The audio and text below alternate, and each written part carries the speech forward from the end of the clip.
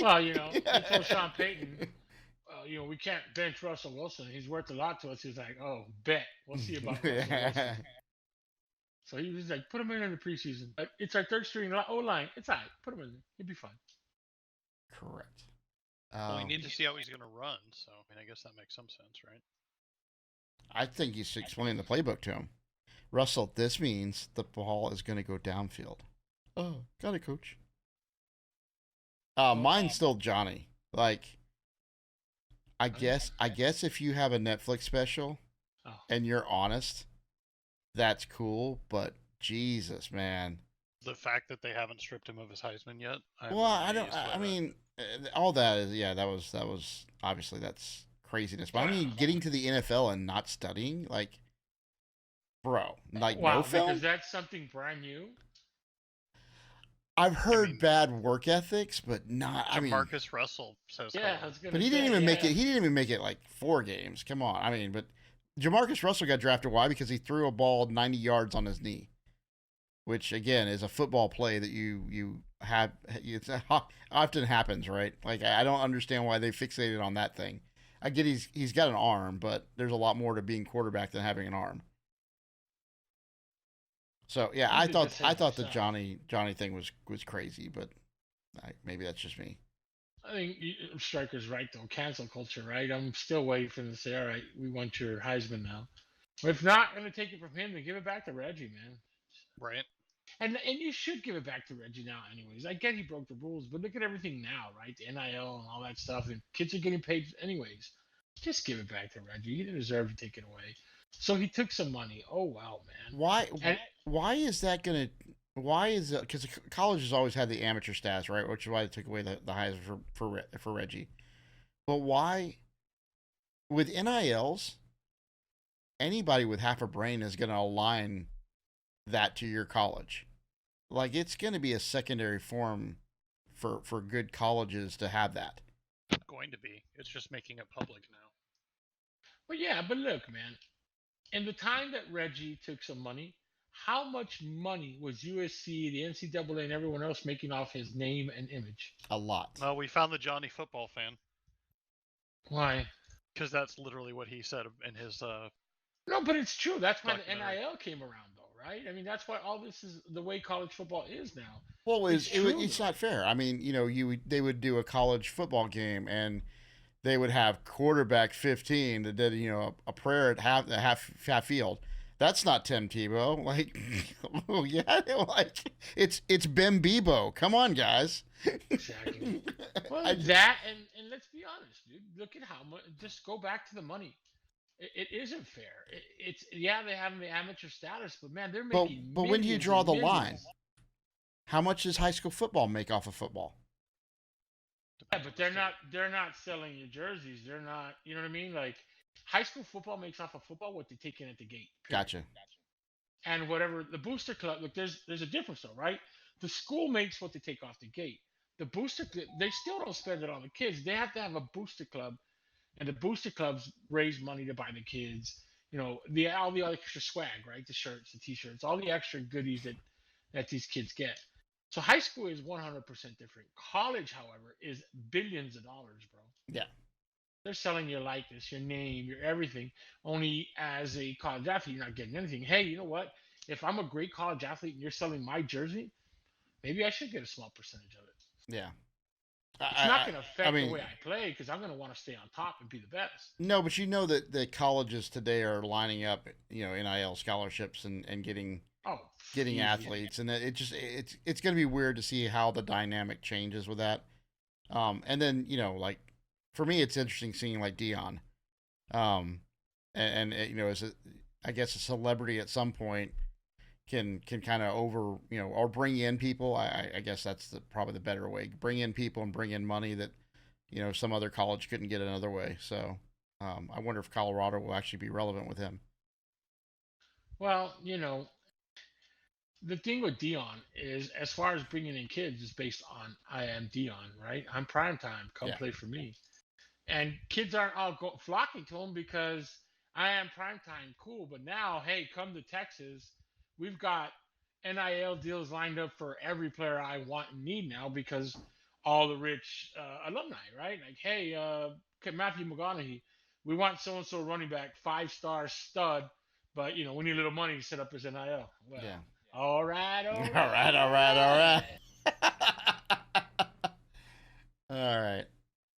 Well, I'm sure we could talk about that for days. So let's go ahead and let's get with this. I'm going to start off with the bottom.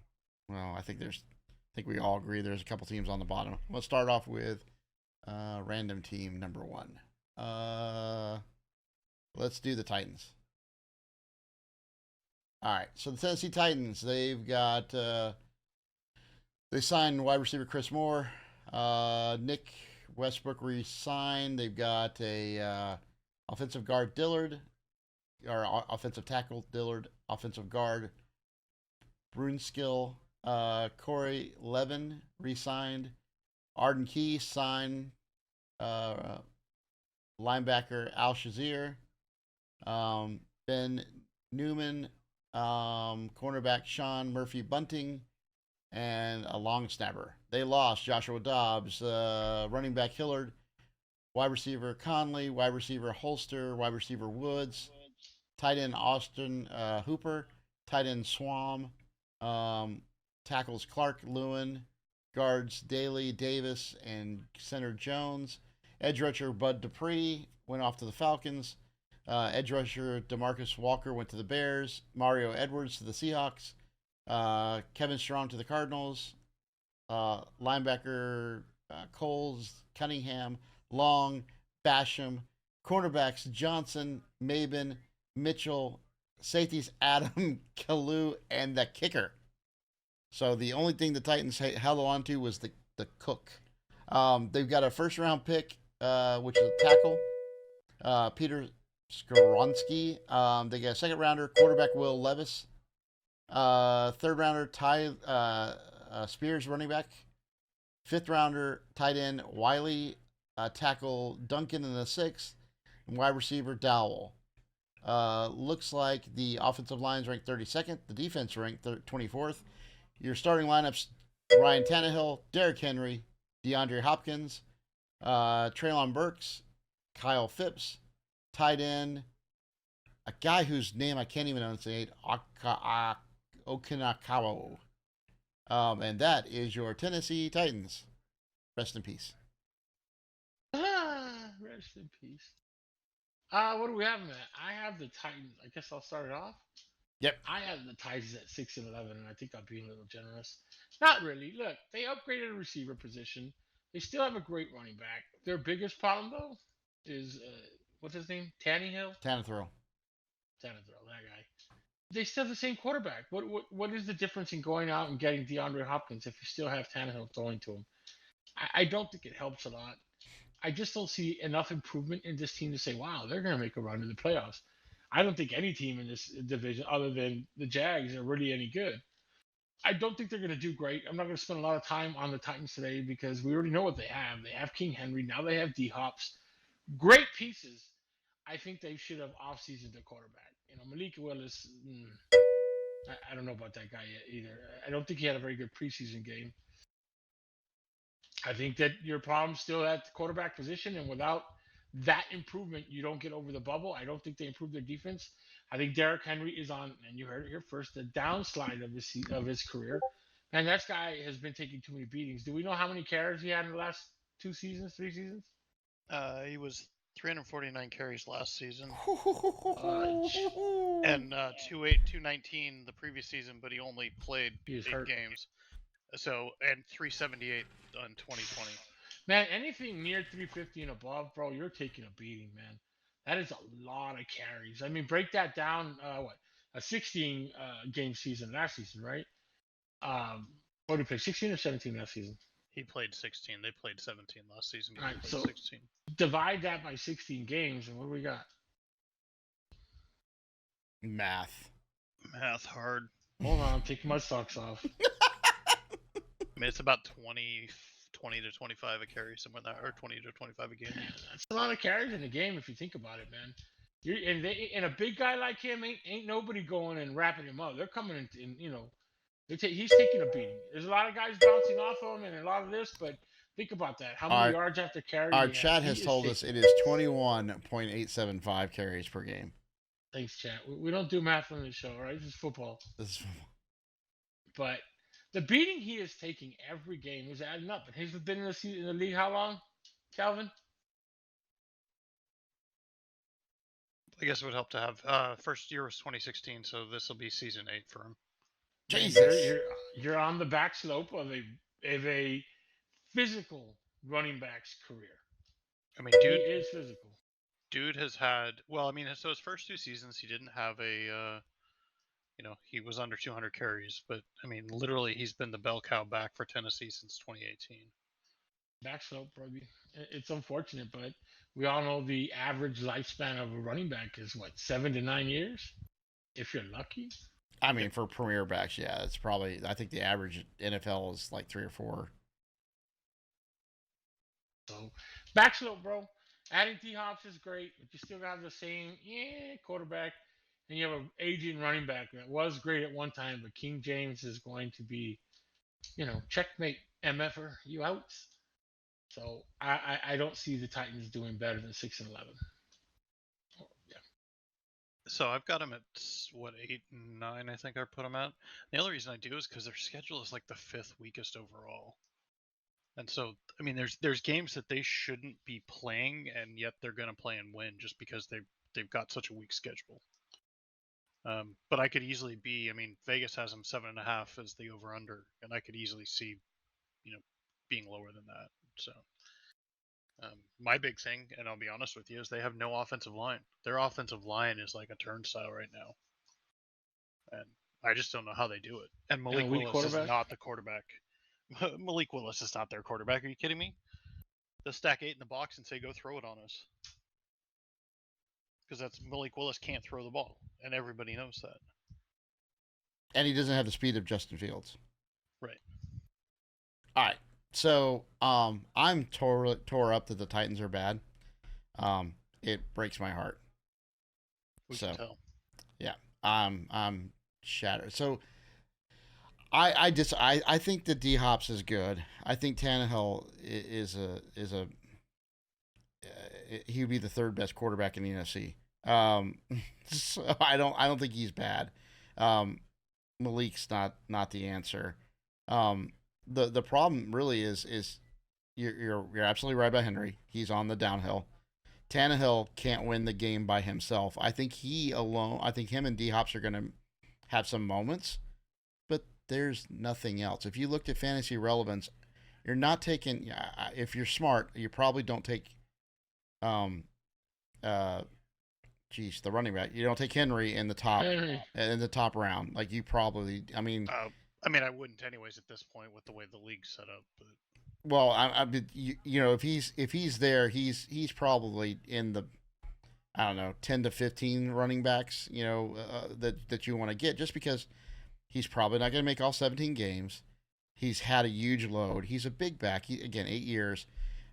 Is he still going to get 1,000 yards and touchdowns? Yeah, I think so. He might get a major injury, but if he's moderately healthy, he'll still get 1,000 yards. But it's going to be one of those. You ran 30 yards and you got 100 yards, or you ran 30 times, you got 100 yards. So there's not, and then on the defense, that's kind of the hallmark is Titans. Titans play they run the ball, they play good defense. The defense isn't good. They've lost they've got so much turnover. And I think they need to have turnover because the team got old. So they're probably in for a couple years of rebuilding. I got them at 7. Again, the schedule's pretty easy. So, but I look at this and I go, this team, because even last year you saw them faltering last year where they had the division locked up. And then they lost their last 5-6 games to let the Jags come back and steal that division. And even then the last game it was a lot closer than I thought it should have been talent wise. But they just couldn't take it. So 7 wins. I think it's the end of the era for them. And I do think Vrabel's a good coach. But they just can't do enough. Well, don't get me wrong though. Look, Derrick Henry, even on his downslope, top 15, top 10 running back, maybe. I'm looking around on some of the fantasy sites, and everybody has him in the top 5, which is look. I'm no fantasy site professional, but I've seen them pull other running backs in the top 5, like Ezekiel and other ones, and it doesn't pan out. Yeah. I just think that for the beating he's taken, his time is here. And again, downslope, yes, but his downslope is still better than the average running back by committee running out there right now. Correct. And if you look at this, I mean, again, it's one of those that when you look at this guy, they're gonna rank him because he's consistent and he's had the yards and he's had the touchdowns, and he is a focal point of the offense. My thing is this year, if there's a, just like Brady, we talked about it for 10 years. When is Brady done? Henry's time is coming. It just, is it this year? Is it next year? I wouldn't want to draft him. I was gonna say the difference is he'll fall off a cliff the second he goes. Well, Because it's not like Brady where he can get the ball out quick and read the defenses. They're running him dead up the gut and saying, "Go take your beating." Yeah, definite. And also, Henry going from a great running back and he's downsloping to a good running back. Let's keep that in the check, right? So still not bad, but it's not going from great to good. Doesn't give the Titans a lot of wins. yeah. Okay, so one of the websites I go to and read has the Titans passing offensive line ranked 4th worst, and their run blocking line ranks 2nd worst. Jesus. I mean, Yeah, think but about. they've never been great. Henry just does it because he's an animal. Well, yeah, but I mean, like, there's nothing positive that's coming out of this. But at least back in the day, they were mauling people with some of their linemen. So Yeah, I mean, they were big boys, right? They were like, we run ball. So I will tell you, if I'm in a league where I can get Henry in the 2nd round, I'm going to draft him and trade him.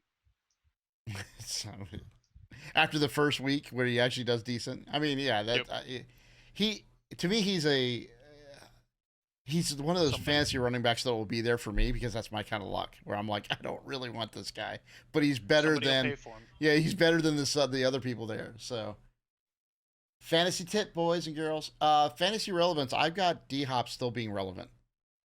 Like I love D Hop. Stays healthy. I think he could have a corpse throwing to him, and D Hop's going to get his yards. And I think that was proven last year with Kyler, or whoever Arizona threw out, right? Because Malik Willis is not Kyler. But it wasn't Kyler. It was Kyler got hurt. Remember? It was the Arizona cast of backups. So yeah, true. I would still take him. I wouldn't take Henry.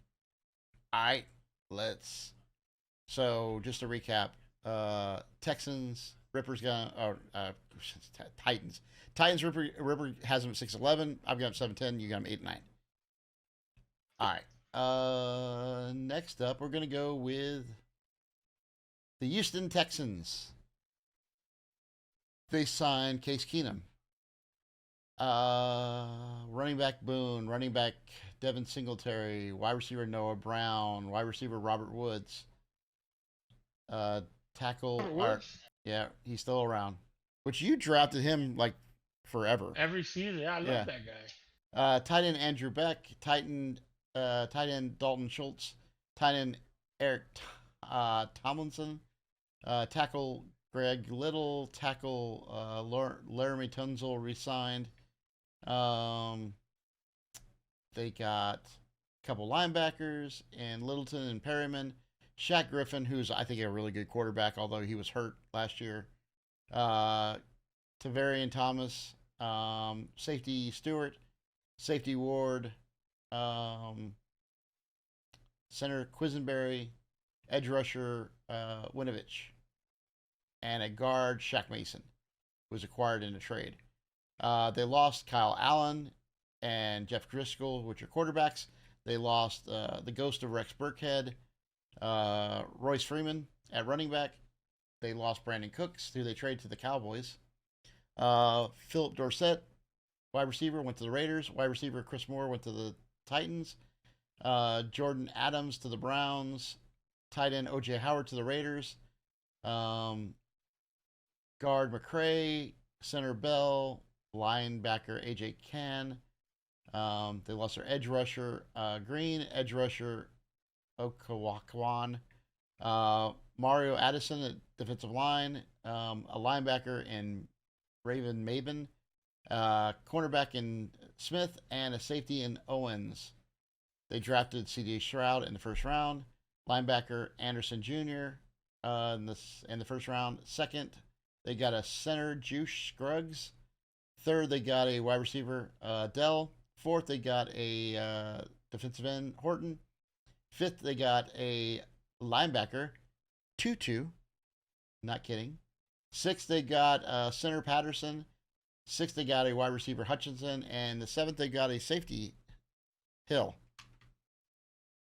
Your depth chart is going to be C.J. Stroud starting out over David Mills.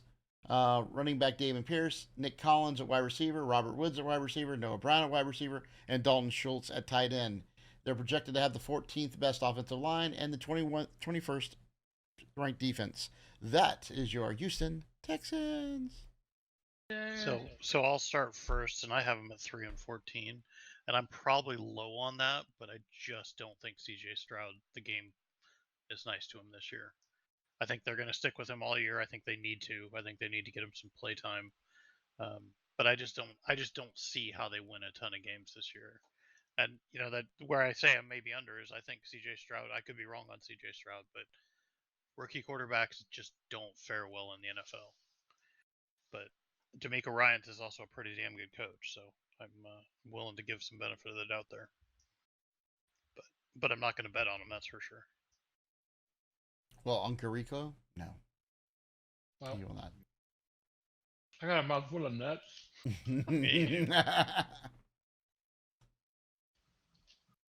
So C.J. Stroud. I think Striker's on the money with that. I think I have him at 4 and 13. CJ's going to have a tough season, but it's a rookie quarterback. Will he get better? We'll see. I know a lot of quarterbacks come out of college thinking, well, I was great on college and people are drafting them, but man, you really are rolling the dice on college quarterbacks, especially the top 10, because you got to think, man, you're coming from a big college like wherever, Alabama, Texas, doesn't matter. You've got some of the best receivers running routes for you against some of the less talented DBs out there. But they get into the NFL, and now it's like, yeah, I know this guy. He's a great college receiver. Yeah. Well, the guy across from him is one of the best DBs you're going to see around, right? So the game changes. You don't have these receivers that are burning absolutely everybody.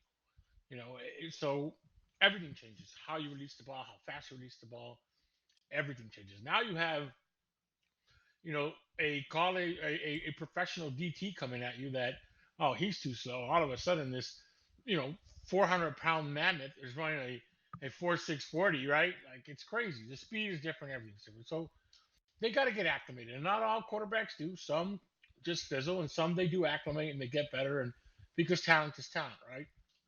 So Stroud will be fine going forward, I think. Just not this season. It's going to take him a season to get used to it. The Houston Texans also have Damon Pierce, which I think is a great running back. I was big on him last season. I think he was one of my sleeper picks that I told everybody was going to be big in fantasy, and I wasn't wrong. Nico Collins, not a bad receiver at all. He's more of a 50-50 guy. Robert Woods, veteran, right? What do you call him? Journeyman? Definitely a journeyman receiver. He's been around. I think his veteran presence is great, but he will get you a lot of receptions. The kid can get open. Or old man now, right? Correct. Noah Brown, ex-Cowboy. Not a bad receiver, but I don't think he's a 3. He's your third option, and not a bad receiver, but not a great one either. If not, he'd still be with the Cowboys. Schulte, not a bad tight end at all. I hate to see him go from the Cowboys, but again, tight ends are tight ends are tight ends. Unless you're Travis Kelce, you're gonna be all right. He's not great, right? He's a blocking tight end. He's not one of those. Yeah, he's not gonna get a billion touchdowns. Yeah. I'm trying to find the good in the Titans, and you can go on. Yeah, D'Amico's a great coach, and he really is. But I don't think it's enough talent around him. Great coach or not, in the NFL, you have to have those talented pieces, man. Tell me what coach is winning games with nothing, right? And I'm not talking winning like, oh, we're winning 5 games. We're so great. No.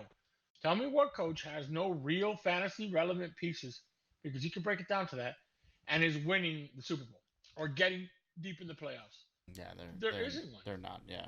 You can pretty much look at every team and just use the fantasy relevance formula that we use, and you can base what the record is going to be, or close enough, right? And look at this team.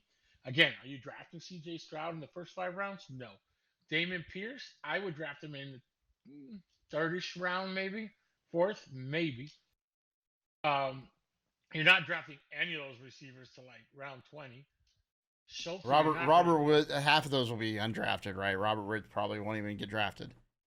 There is one guy here I take him later, but I think he's got high end value. But that's the point, right? Is like if you look at teams and you were to rank them, if you go, there's like these tiers that you go, if he's on the board, I pick him. That's Patrick Mahomes, Josh Allen, those guys. That you're like, that's solid. And then there's if he's available, he's on my top 2, 3, 4, 5. Like he's a first rounder for me if he's available, right? And those are really good players to have. And then you start going down the ranks of, oh, okay, he would be drafted, right? That's kind of the other another level. So when you start looking, I mean, really the Texans don't have. What do you take a flyer on a couple guys, and that's the max, right? That's the ceiling. Well, look at this team. Tell me what position here is in the top 10 of their position. Pierce, and that's questionable. Yeah, I don't think he's top 10. I agree. That's arguable. Maybe top 10. It is arguable, and that's why I said third, maybe fourth round. I actually agree with maybe that one. And top 10 is arguable if you look at the running backs, maybe because he was fed the ball out, then he got injured, but. They put Devin Singletary in there also for a reason, so I think the running back by committee is going to kill where Damon Pierce could have been this season. So top 10 is definitely arguable, but that's the only one. Yeah. I mean, there's some teams, compared to the Chiefs, how many top 10 positions do they have there? 2 right off the bat. Yeah, you get Kelsey Mahomes, and then you throw in there's probably the running back. Top 10 this year, yeah. So based on all that, and I think we could do that with every single team. I think our fantasy relevance theory, or how we look at it, plays 100%. And this team just horrible. They may be picking a number 1 draft pick next season. Yeah, the only way it really doesn't work out is if you have something like a couple position, like if you have a great offensive line and a great defense. That's really the only thing that doesn't consider in like. But even then, you need. I mean, you throw in you've got to have a good quarterback. Like again, the Chiefs are low on the fantasy relevance for me, but it's because the quarterback makes it work, right? And again, they have a great weapon in Kelsey. So look, I actually had this team at 3-14, but then I remembered they have to play the Jaguars twice this season, and they're definitely going to split. And they have, I think, every year forever. So they have a last place schedule. So I have them. So.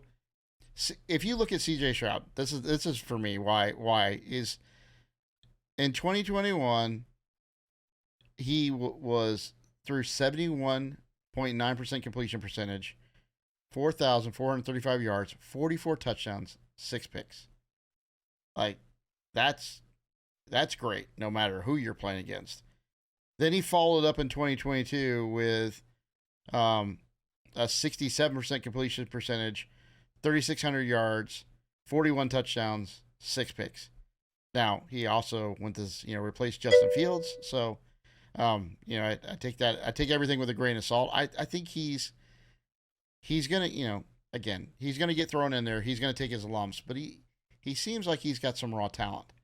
And maybe it's the same thing where, C.J. Stroud, the running back, wins a couple games. They've got a last place schedule. Their defense is good. Their coaching is solid. I think they're more than the sum of their parts. So I have them a little high, but mostly because of they're playing bad teams. Sure, Wardy. You know that you are a Texan hater at heart. I am a Texan hater at heart. I hate the Texans. You're giving them that. Oh, they're going to be 8-9. BS. Correct. Reverse psychology. Yeah, if they go 0-17, there will be a party. I will not care. When you guys go to do this record, I'll be like, I was just jinxing the whole AFC South. I could care less. So he has them all at 12-5. What about you, Strike? And for 12-5, I missed something here. No, he's joking. The reverse psychology thing of making okay. them. Yeah, everybody's going 12-5 except the Jags. Wow. Okay. Well,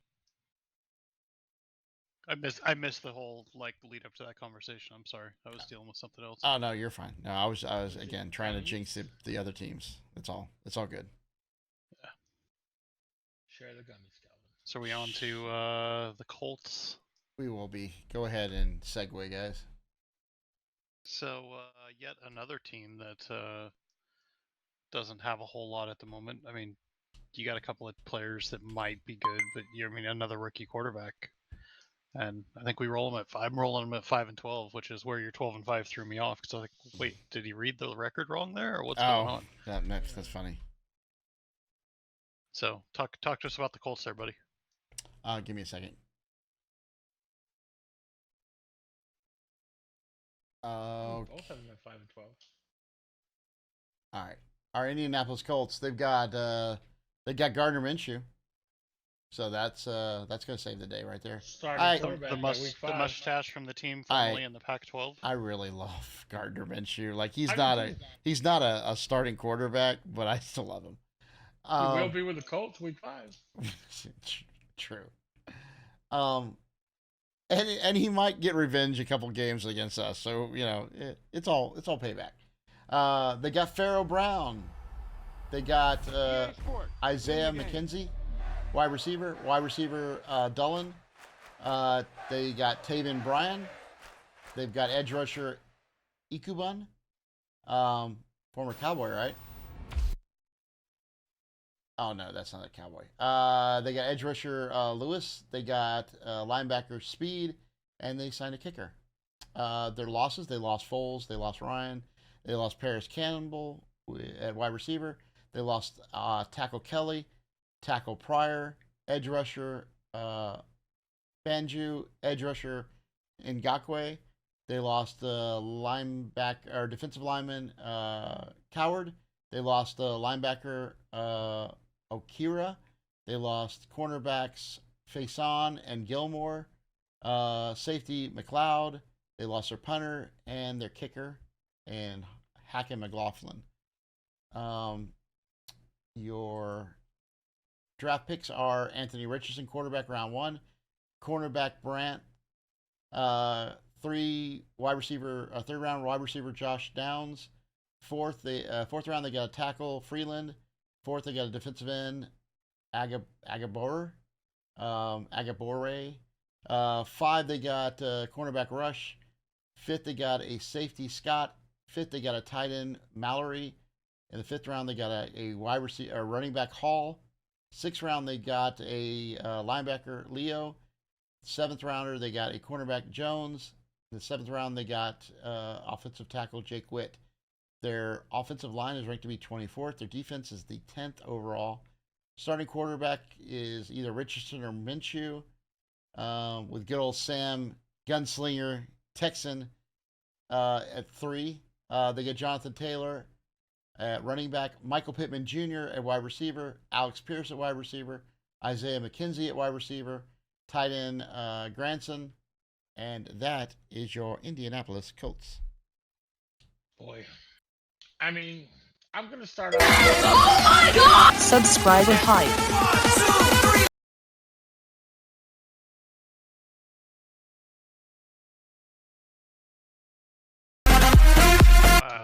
That's very loud. 2 years. 2 years for subbing. Thank you, sub. Man, you didn't celebrate my 1 year. The smacks. Sorry. All right, can we get past subs? Yeah, we can get past subs. Awesomeness.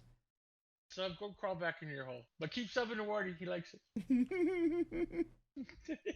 So anyways, fantasy relevance, right? Let's look at this team. again, top 10.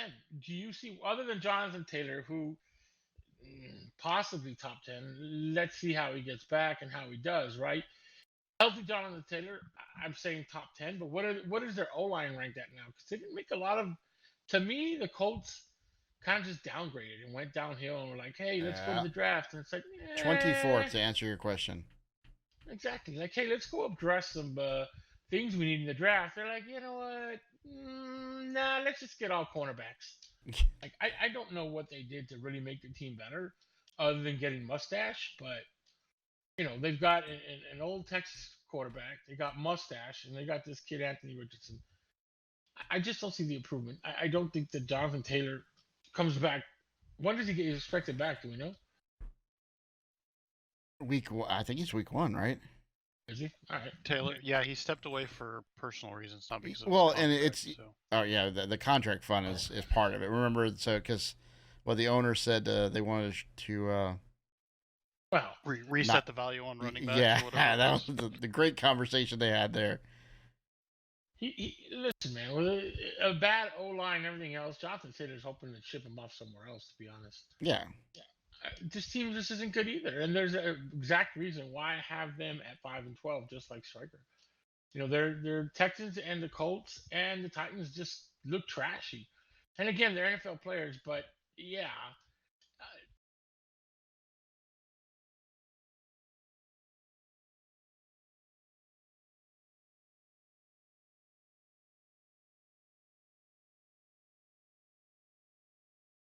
Again, Jonathan Taylor's top 10 position as running back is very dependent on that O-line.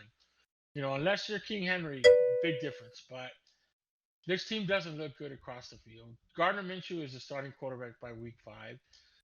Jonathan Taylor, if he comes back, when he comes back, see how he plays. They don't really have receivers that, oh, wow, that's a great one. Like, there's nothing really standout about this team on offense. And like I said this season, to me, the days of defenses winning games for you in the NFL has changed. We've seen that. Look at KC. They're like, yeah. Do we need a defense? Like, yeah, go ahead and score 50 points. We'll score 52 in the fourth quarter with 2 minutes left. Well, it's a specialized defense too, like rush the passer, and we can pay for these parts on the defense. For the rest of the stuff, we don't. Basically, we want to stop the run. A monochrome of stopping the run, and we want to basically be able to protect rush the passer so we can protect our leads. That's really all that's what they care about. They're not paying premium, 11 positions on defense. They're like, we can get 4 guys and do what we need to do on D. Pretty much. Yeah, the only guy I might take at some point is Richardson, and that's a late round flyer, like second backup quarterback. Really? You think that high? I mean, he's gonna run. He's gonna get a ton of running yards, and they're gonna give. I mean, it's like Houston. They're gonna get the ball to him a lot. Yeah, he'd be running for his life most of the time with a 24th ranked O line.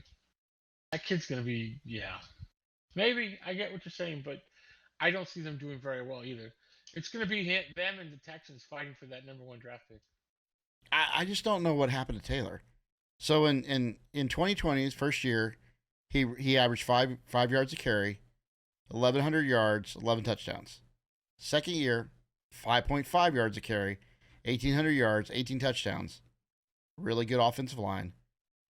But they had a really good offensive line last year, 861, 4.5, 4 yards a carry. Like half, that's dramatic. And this isn't an old guy. This is his 3rd year. Well, this will be his 4th. I mean, listen, some great running backs fizzle fast. Correct. And I'm like, did he get, did something happen? Like he jacked up his foot and he didn't say anything? I just don't, I don't know.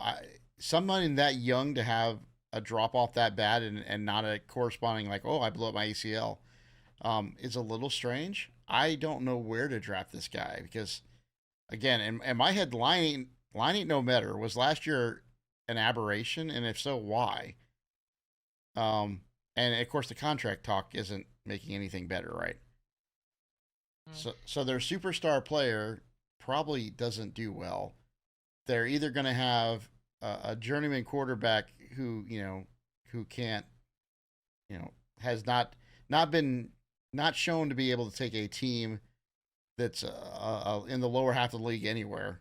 And then really the wide receivers aren't anything to write home about, right? Do you take any of those wide receivers? Nope. I don't. Nope. So, Not in the top 10, if that's what we're asking. No.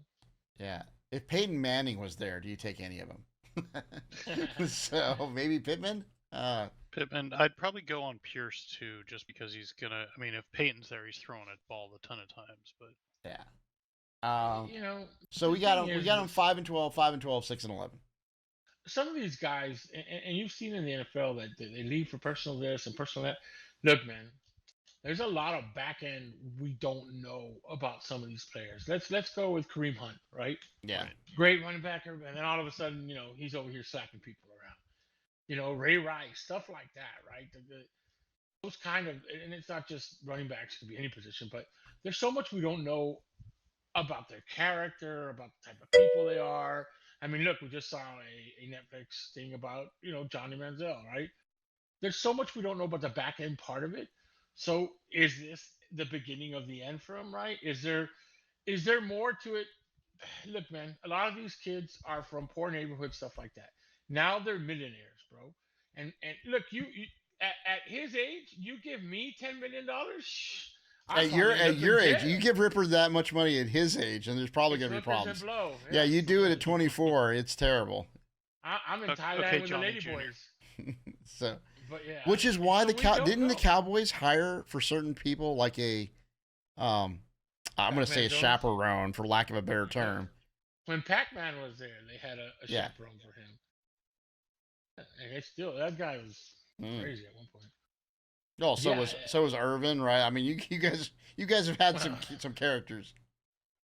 But that's my point, though, right? So I think that's the downfall of a lot of these players that fizzle out. It's not necessarily lack of talent, man. It's lack of, I don't know the exact words I'm looking for, but the growth, right? I guess they don't grow with their situation. Does that make more sense? Yeah, it's an overall maturity, right? And again, they've got a. But I get it because it's amplified by probably not having great parental role models, all that fun stuff, right? Like if you got, again, you're coming from a poor neighborhood, maybe you don't have the same family structure, and then suddenly you get into money, and then people are not going to tell you. No one's going to tell you no at that point, right? They're all going to be, yeah, man, whatever, because you're funding other bad habits. So I can see that. Well, look at the difference, man. Use Peyton Manning because you used Peyton Manning earlier. Peyton Manning, his upbringing, come on, man. His dad was an NFL player, so on and so forth. So, when Peyton Manning came home for dinner, it was like, do you want corn on the cob and mashed potatoes with your ribeye steak? Yeah. When Jonathan Taylor came home, and I don't know what his home life, and I'm assuming, right, but some of these peanut players, butter jelly. No, yeah. Hey, Mom, what's for dinner? Well, baby, I only had 6 hours on my shift this week. It's gonna be ramen again. So, but that's the sad situation, bro. To be honest. Or mom, our mom's not home. Correct, Damn, the pantry's empty. Working. Yeah. And it's peanut butter and jelly time because, like Strike said, because you can't turn on the oven, you're gonna burn the house down. So, if they even lived in a house, maybe it was a project. I don't know. This doesn't just go, and it's not a color thing or anything like that, because there's plenty of white guys, Mexicans, anybody in the NFL that had different upbringings, poor upbringings, right? Yeah. But they do get to the NFL, and they do get money, and unfortunately, hey, man, my whole life I grew up, I didn't have a PlayStation, I didn't have a fast car, not me personally, but I'm saying these guys, right? And now you've got $10 million, and now I walk into a cabaret bar, let's per se, and I'm making it rain, right? And all this and all that. And everybody loves me for my fast cars. Everybody loves me for the money I'm throwing around. Everybody this. And your headspace changes, bro. Yeah. Kelsey talks about it. He blew basically, my understanding is he blew like his first year's pay on bottle service. Crazy, bro. Crazy. That stuff happens. His first year of pay, more than most people will make in their life. And it's, it's terrible when you say it out loud like that, but it's true. And people will go. I mean, people go after money. They're sharks in the water. But that's the sad part. That the NFL, maybe a college course to teach these guys I'm not saying life skills, but money skills. Well, they're right? going to do Like, that in college now with the NILs, right? So you'll get all your very money in fair. college, and if you make it out of college, you can get to the NFL. Well, some of these guys, bro, honestly, if they're making $3 million in 1 year, man, your first year salary could set you up for the rest of your life. Correct. But they're blowing it, right? I'm buying mama a house. I'm buying a new car, daddy a car, cousin a car. My best friend Billy gets a car. Like his girlfriend's cool as smack with me, so he doesn't know this, but in the backseat of his car, so I'm buying her a car. Like, and it goes crazy, man, because Well, and they also see your whole team is full of millionaires. correct, and So, everybody's spending money, yeah. and you're like, don't worry about it. Next year I get another $3 million, so spend. Correct. And then what happens when your year ends? And what happens if you have an injury? Like, they need to teach them, like, man, the NFL should help everybody. And this is weird to think, right? But hold your first million in check for the end of your season. I know they have a retirement thing, but come on now. Like, this got to be helped, man, because a lot of these guys do end up fizzling out, and it isn't bait. Like, down here, there's a couple story for you. I met Quincy Carter. He was down here. Quincy Carter, right? NFL Yeah. quarterback, not the best of quarterbacks. But he was living down here because he went all the way from NFL down to Arena League football. And he was playing for an Arena League team down here. And even that he got kicked out of for slapping. He got arrested for slapping his girlfriend around. But he was living down here and he was helping the youth out a little, trying to, con coaches into hiring him to, and I say con, to hire him, it is to coach kids. He's changed his life around, by the way, but I'm going what he did here. Yeah. And he would call me, bro, drunk. And this is a true story, bro. He called, man, this guy owed me, like, you drunk, high. Literally wouldn't shut up, bro. And this is true story. I would put my cell phone down and I was playing video games with you guys, and this guy was on my phone talking, bro. And I could, you can hear it without it being on speaker, right? Yeah. So I would every now and then check back to see if he's still talking or not. And it was the weirdest, bro. And it was like an hour and a half call, bro. He never stopped talking. He must have been high, drunk, or whatever. But yeah, man, he was in a bad space. And look, man, I'm not a professional. There was really nothing I could do for the guy to help him, other than prayers for this guy, right? There really wasn't. Luckily for him, he actually moved to Austin. He has changed his life around. He's got a quarterback school that he's doing in Austin and doing very well. But man, I mean, just how far. And he told us, man. He told us. I got to the NFL. I had all this money in my hand, and it was hookers and blow. It was, every girl I wanted. I was spending money everywhere. I was meeting girls at the mall and buying them stuff. And later on that night, I'm doing stuff with him, right? Like, he was spending money everywhere, and he had all the friends in the world, and everybody wanted money. Before he knew it, he was out of the NFL and had nothing. Yeah. That he was, living in South Texas with a girl that, probably not half as pretty as the girls he was hooking up with back in the day, but living in South Texas, trying to scam different football organizations to let him come help their quarterbacks for so much money, and he would get there drunk all the time. Like, crazy, bro. These guys need help, man. I don't know what's happening with Jonathan Taylor. I'm not saying it's the same situation, but it's the beginning of other situations we've seen in the past, correct? Well, Jonathan, if you need help and you see this video, reach out. Don't call me. Yeah, don't call Ripper, because he will put you on hold while he's playing with us. And then laugh at you at the same time. And then tell a story on a random podcast later on. Exactly. Man, if Quincy Carter calls me tomorrow, I'm in trouble. He's like, Big Al, you been talking about me? No, Quincy. True story, though. So that just happened. I'm not putting it out there if it didn't happen. That really happened. Oh, that's great.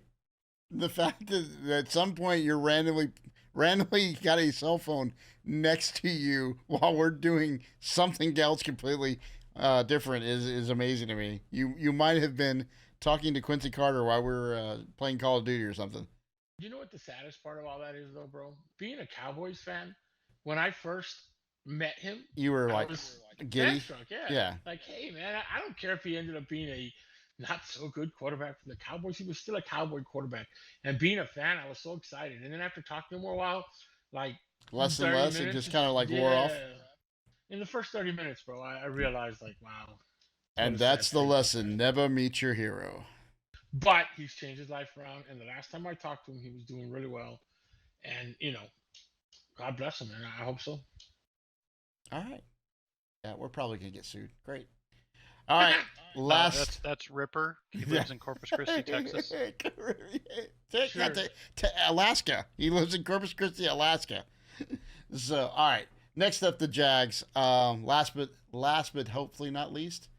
So they got they re-signed Beathard. They got running back Ernest Johnson from the Browns. They re-signed Evan Ingram after they slapped a franchise tag on him. They got tackle Josh Wells again. They got defensive lineman Dogby. They got re-signed Gotsis and Robertson Roy Harris. They re-signed Herndon and Wingard. They lost Darrell Henderson. They lost Marvin Jones, who went back to the Lions. Dan Arnold to the Eagles. Chris Manhertz to the Browns. A couple tackles, Hintz, and the starter Taylor to the Chiefs. They lost edge rusher Arden Key and edge rusher Dwayne Smoot. They lost Corey Peters, who retired, and Shaq Griffin to the Texans. In the round one, they got Harrison because they had to. At tackle, they got Benton Strange at tight end in round 2. 3, they got running back Tank Bigsby. 4, defensive end Lacey. 5, they got linebacker Abdullah. 5th round, they got safety Johnson. 6th rounder, they got Parker Washington at wide receiver. 6th round, they got safety Eric Hazlitt. 7th rounders, they got a guard and Hodgins, a tackle, and Vorshank, and a fullback, and Derek Parrish. The starting lineup is going to be Trevor Lawrence, Travis Etienne Jr., backed up by Bigsby and Hasty, Christian Kirk, Calvin Ridley, Zay Jones, Evan Ingram, and they are ranked 28th on offensive line and 27th on defense. And that is your Jacksonville Jaguars.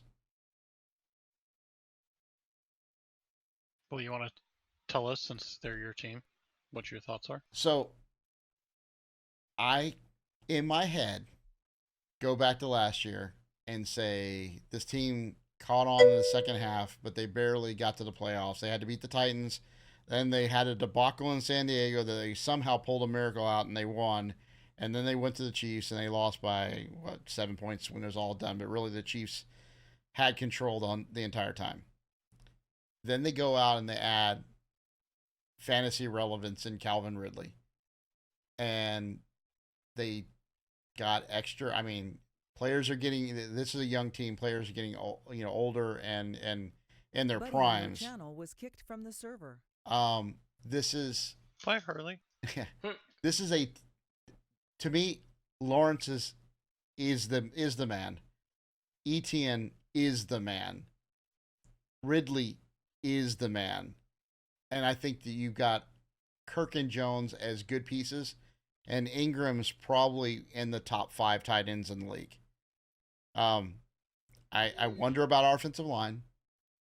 The fact that Robinson's going to be suspended for the first 4 or 5 games, that worries me. The defense coming together worries me. But again, in this division, none of that matters. If these guys play to 80% of their potential, this team's going to walk away with the South. That's what I think. Let's start off with the fact that they get an easy 6 wins right off the bat. Right? You're playing Colts, the Titans, and the Texans. Correct. One thing I noticed right off the bat with this team, honestly, is their running back core group is pretty good. Mm-hmm. It's an NA. I like the Ernest Johnson. I mean, even though they have him at 4th, Jermichael Hasty ain't bad. Tank Bigsby is going to be something good too. That running back by committee they use is going to be good. They've got power, they've got speed, they got slash. It's thunder and lightning all over the place, bro. And I really, really like their running back core. However, running back by committee, blah blah blah, right? Yeah. And it also a complete back is a back that can run and pick up blocks. I don't know that other than like the Ernest Johnson blocker, right? Hasty, like it all goes back and forth. So are they going to become a little more predictable at one point or another? Probably. Quarterback, back to fantasy relevance. Top 10, Trevor Lawrence in the top 10 this season. I would say yes. I would, as far as that position, running back position. By committee, I would give you a top 10. but no single player. Does that make any sense? Yeah, yeah. I don't think Etanene by himself is going to get you the kind of points you want in fantasy. Maybe a flex player for sure, but a little bit different, right? Wide receiver, those I like.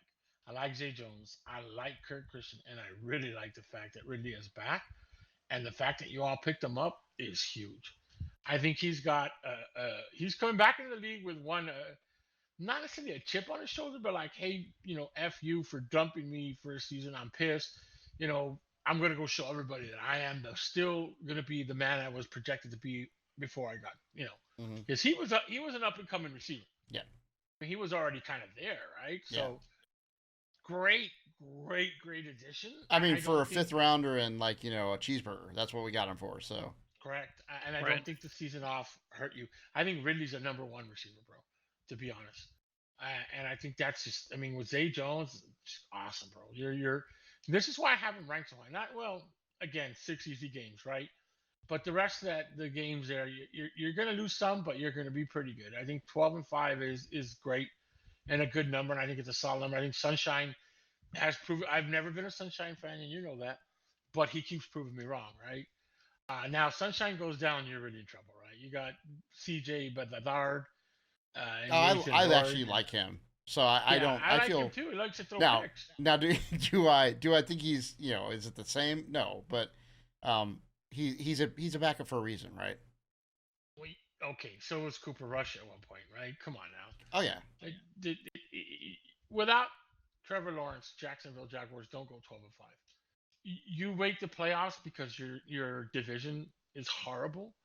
You can make the playoffs with a 7-10 record, to be honest. Probably.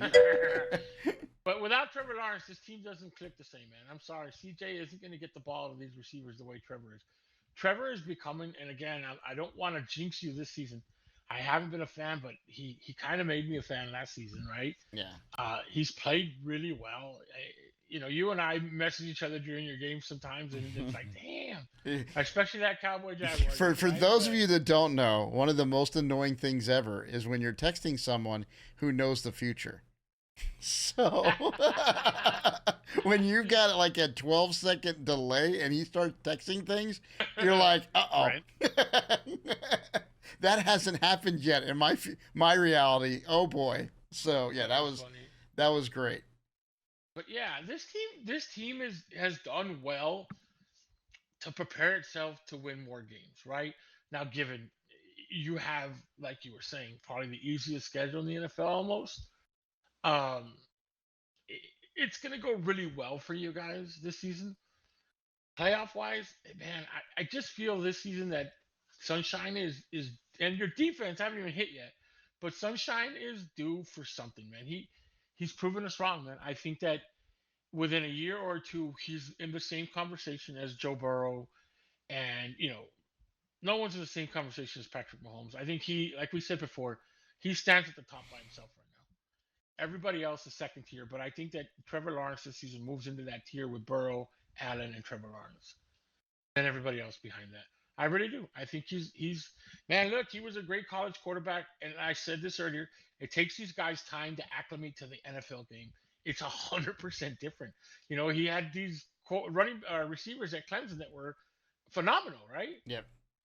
So once he got it together and learned the speed of the game, which he has now, he had some bumps because he had some bad coaches, right? Yep. He had some bad staffs not helping him. I think he's found the right feel, the right staff, the right everything. And you give him weapons like the running back core you have now and the receiving group you have now. And Evan Ingram, he's like 10th on the top 10 if you really – great tight end, but I don't know that he's – well, good tight end. I don't know that he hits the great. But, again, with a great quarterback, hey.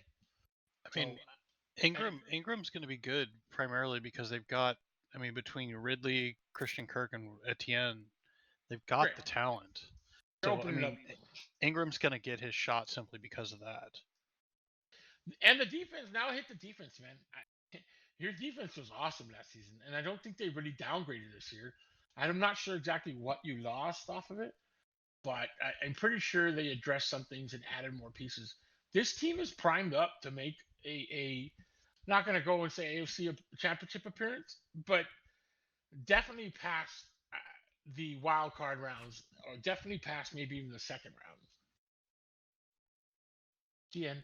Yeah, Should probably Ingram. just end the show Just so you know, Ingram had 73 catches last year, 766 yards. So, that's decent. I don't know, 4 touchdowns. So, yeah, I think he'll take a step up, but still those are still solid numbers for a tight end. I think Strike's right with the receiving core and everything else. It'll open it, and the running back core, man. Yeah. You'd be surprised how much the running back game opens up the tight end. It does for me. Well, and the other so on the defense, the parts that they lost were rotational players, but they've filled them. Like that we lost. The one that I hated that we had to lose was Griffin.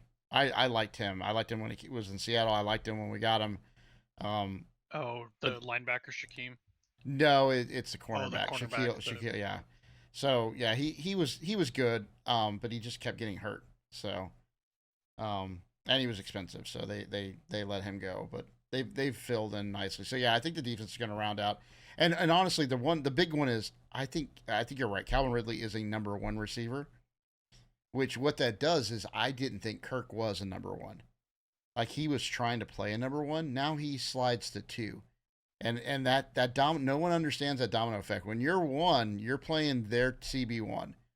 When you're 2, you're playing their CB2. I think Kirk is a 2 with some really good speed. Now you're playing against the lesser of the cornerbacks, which helps Zay Jones out because now he's playing against the slot guy, right? Which didn't happen last year. So I think that one move just everybody inked up because I think Ridley's going to beat the CB1. I think Kirk can beat the CB2. I think that Jones can beat the CB3, and then the tight end's going to run loose, and then let alone the running game. Well, Zay Jones isn't really going to see a CB. In all reality, if he's playing the slot guy, he's playing an outside linebacker. Correct. Which even better for him. Yeah. So, yep. Hopefully optimistic. I think they're going to be great. I'm surprised you don't have more to say about your Jaguars. I'm going to let Stryker talk, and then I'm going to tell you about the championship game, and then we can go after that. So go ahead, Strike. Yeah. So I got them at 11-6, and I just don't have any reason to see them hit the bottom of that. I really think they're just they're gonna be a damn good team. I don't think there's a real hole. I think their only hole that I see right now is Sunshine, and that's only because he's the only hole that we've got, or they've got. So, well, he has multiple holes. right. So, yeah, it is again as long as everyone progresses. I'm tickle pink. I've got him 1 less than you guys. I think 10-7. And that's more. They've got a first place schedule. There's a lot of teams outside the division they got to play.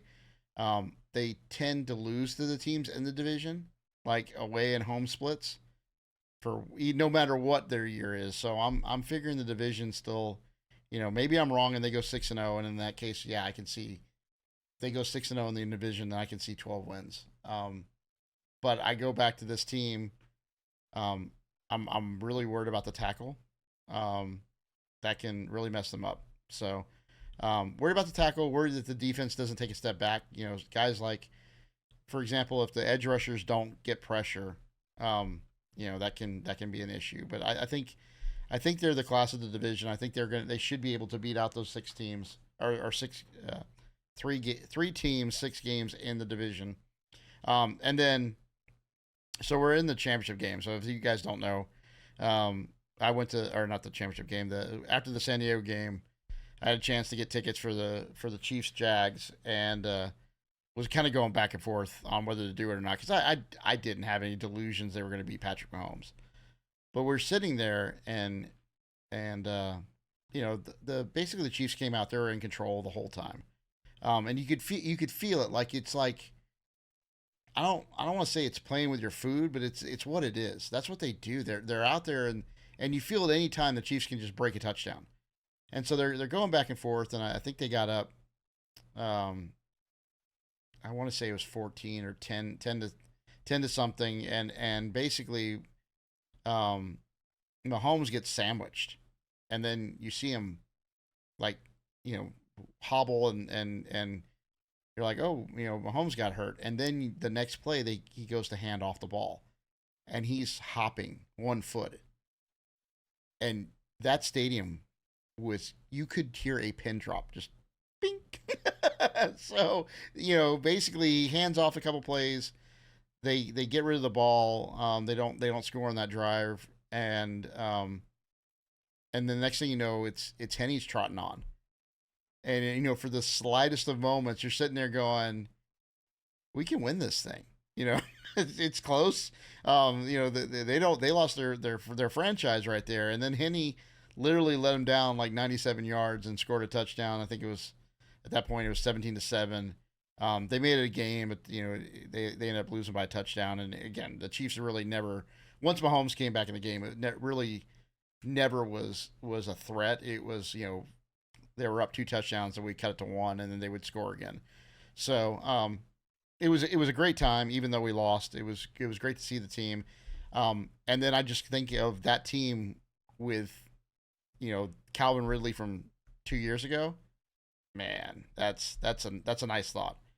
So I'm hoping I'm right. We'll pretty soon, a couple weeks, we'll play the games and we'll find out. Nice. So Jaguars go 3-14. All right. God. So we got a couple weeks till. So I figured next week, what we are going to do is talk about fantasy football and who you should draft. Nice, a fantasy show, huh? A fantasy show, because that's whips, chains, and oh, my bad. Yeah, yes. So we'll now work Hardy's on that. jumping back on. Yeah, exactly. We'll work on that, but basically, I would say kind of your top 10, and then some people that you think are going to be sleepers. So you guys do your homework for next week, and then we'll get into week 1 predictions. I think after that. Nice. I think we should maybe do rookie sleepers, and then like everyone else, right? Maybe have top 3 rookie sleepers. And hold on, not top 1. We know who the top 1 rookie sleeper is going to be. Who's that? Bijan Robinson out of Atlanta. Okay. Now, who do you think the best running back is, and who you're going to draft in the first round? Ooh, that's a tough one. I'm taking notes though, just because we play in the same league. So Striker wants this guy. I'm drafting him. I never do. I literally don't do that. Like I'm really kind of I don't like doing that to you guys. Like if I get somebody, I'm just gonna get them anyhow. It's not like, oh, Ripper's a Cowboys fan, and so he's gonna get that. Like I never do that. I'm like he's the best guy available. I'm not a homer though. I don't look. I'm not that guy. I don't draft based because I'm a Cowboys fan. You can tell who that is. The ones Papa Bear. The ones that I can't stand are, don't pick my defense. Like the ceremonial things I like to do is have the kicker and or the defense. Like, just don't get the and I get it. Every once in a while, you get the Buffalo Bills, are filling the number 1 defense, and everyone knows it's going to be the number 1. But I like to. I've had the Jags defense even when they're good and bad. So I'm like, I just want my defense.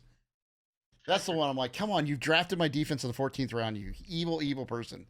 Why did you just tell us to draft his defense? Because he kind of just asked us to draft his defense. He kind of did. I just don't know if I believe him. Now, so basically, if I draft his D, he'll trade me his first pick? No, I just get upset about it. I'm like, that sucks. And again, if you want to draft the Jags D, I don't think they're gonna. I mean, I don't think they're leading the league in points. So it's more of a ceremonial thing. That would be funny. So. Live stream it so that you can scream on your stream when I draft the Jags D. That'd be awesome. And Striker's taking your kicker. Yeah, I'm totally taking your kicker. Both of them get taken in the 13th round. So yeah. I'm blowing a first round pick on that. So no, I mean, but dude, I'm gonna pull a big dog and blow 2 second-round picks on it. The big dog won't show up for the draft. So yeah, I was a fan of. I know me and Ripper were talking about Hopkins, and I'm like, it's a game of how high do I want to take him and still feel good about it? which How high do I have to be to pick him? exactly. So, well, that was last year when you knew he was suspended, right? So, yeah. So we'll do a fantasy show, and then if my math is right, then we'll do the week 1 predictions. We might have an extra week in there. We'll figure something out. So. When is 9/4? September 4th is what? Monday? Nice. That works. Yeah. I have drafts the 2nd, the 3rd, the 4th. Crazy. Yeah, I'm sure. I haven't even looked at the drafts. I don't know when they are, so need to start doing that. Nice. Anything from chat? Once again, big shout out to Sub. 24 months. Some of you guys aren't even 24 months old and you're watching this stream. Right? Oh no. Nobody celebrated my 1 year. And thank Dripper for the 1 year. Yeah. So can we talk about the other story that's been kind of crazy in the last 48 hours? What's that? This whole Michael Orr thing. Oh, Sure. yeah. So that's just crazy. Like, I just can't believe Sandra Bullock would do that to him.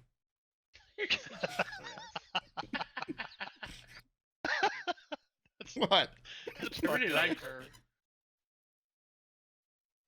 But let me ask you a question, Striker. Why now? So I have 2 thoughts. One is I don't think he had the education to realize what was happening.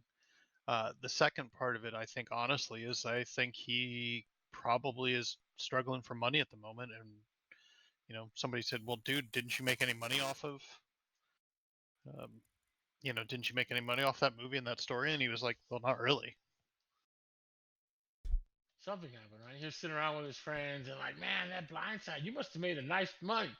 What do you mean, money? They might have been listening to this show, and he went, oh my God, this guy knows Quincy Carter. Let me call him for some sound advice. And they were like, hey, that movie? Did you get any royalties? And he's like, nah, man. Marcus Russell.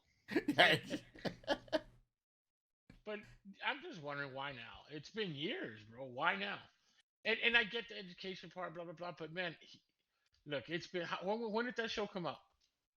Oh, God, the 2000s, right? You're talking... It's at least a decade old. Yeah, it's about a decade old.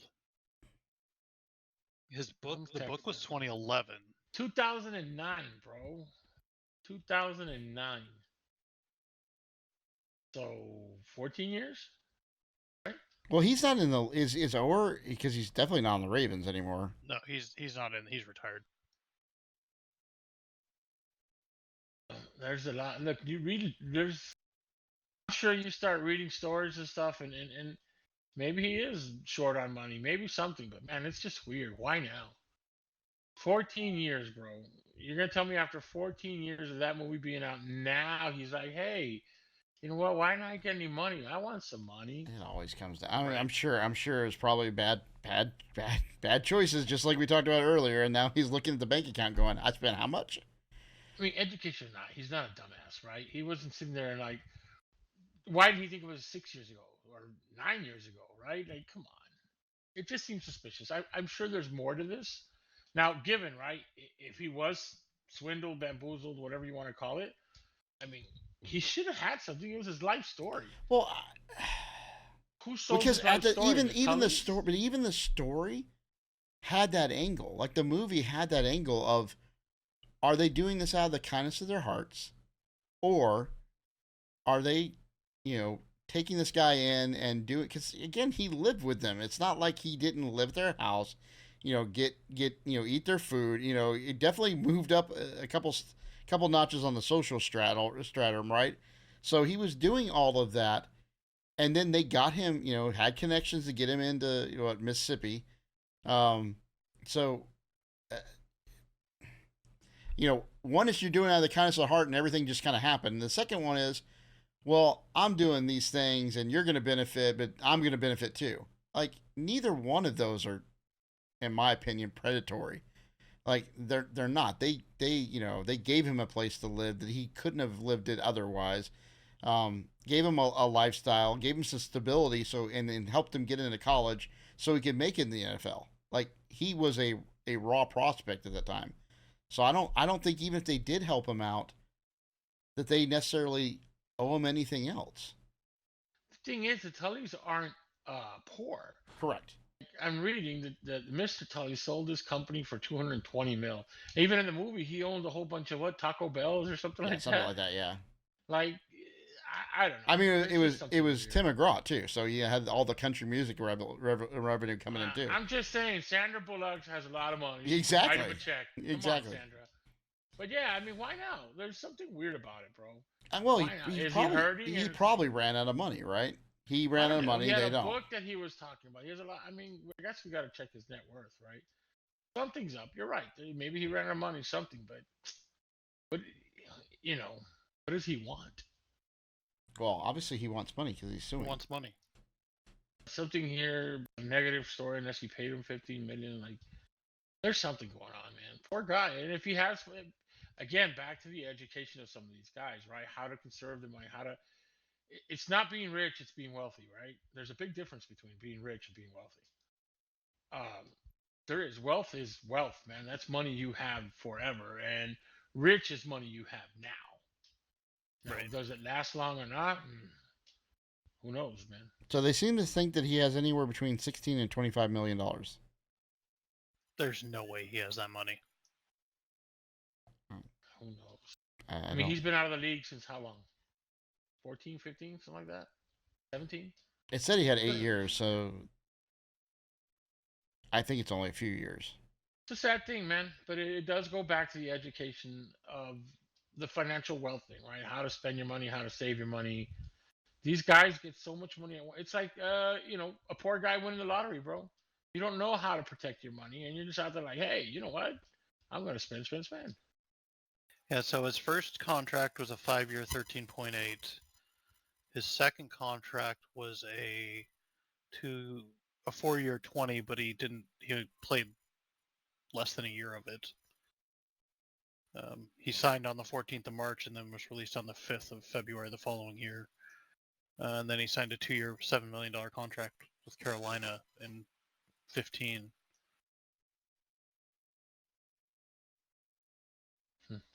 And then he was released by a failed physical. So yeah, I bet you he's probably not got any money. I hate to say that because yeah, I mean that should be enough to set him up, but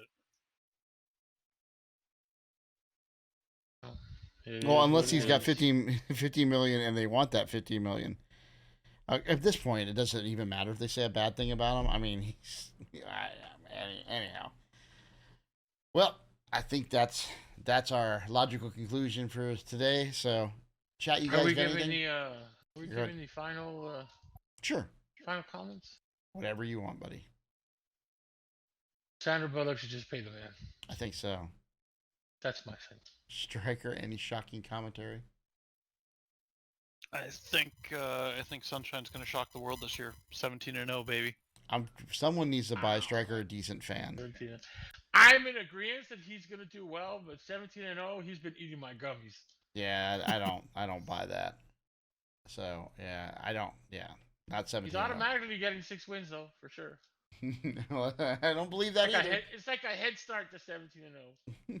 it's They're not even flex scheduling those games. They're like, hey, you know what? We're just not going to play them. You're done. So, major complaint, though, from the team who goes to England, those games are not part of the Sunday ticket. That annoys me. You have to buy ESPN Plus. That is the dumbest thing. That is, yeah. I'm very upset that I have to buy a Sunday ticket and then, like, but for 2 of the games, I have to buy ESPN Plus, which I just don't understand that. But Man, that's the money grab for you. First world problems, right? Yeah.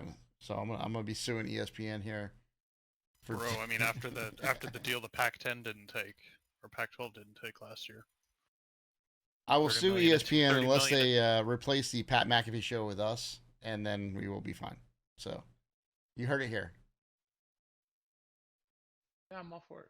All right, guys. Great week. Give me a minute. I'll use my first month's salary for, cabaret shows.